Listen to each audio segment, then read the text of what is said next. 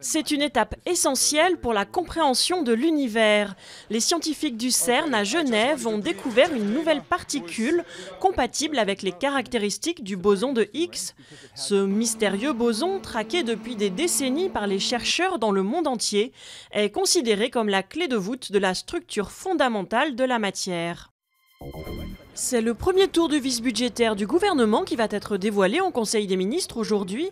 Jean-Marc Ayrault a écarté toute idée d'austérité lors de son discours de politique générale, mais la croissance sera plus faible que prévu cette année et Bercy doit dégager 7 à 10 milliards d'euros supplémentaires.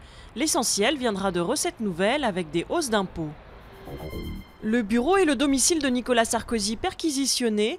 La justice veut faire la lumière sur un éventuel financement politique illicite par l'argent des Bettencourt de la campagne présidentielle de 2007. L'ancien chef de l'État n'était pas là, en voyage au Canada.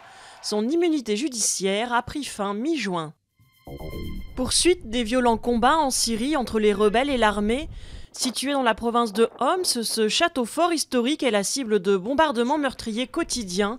La région est encerclée par les chars de l'armée. Le président Bachar el-Assad a accusé mercredi la Turquie de soutien logistique aux rebelles syriens, qu'il qualifie de terroristes.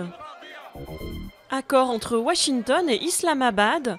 Après 7 mois de blocage, le Pakistan a rouvert ses routes de ravitaillement de l'OTAN vers l'Afghanistan. Un soulagement pour les États-Unis et leurs alliés. Cet accord va faciliter le retrait des troupes étrangères d'Afghanistan qui doivent avoir quitté le pays d'ici fin 2014.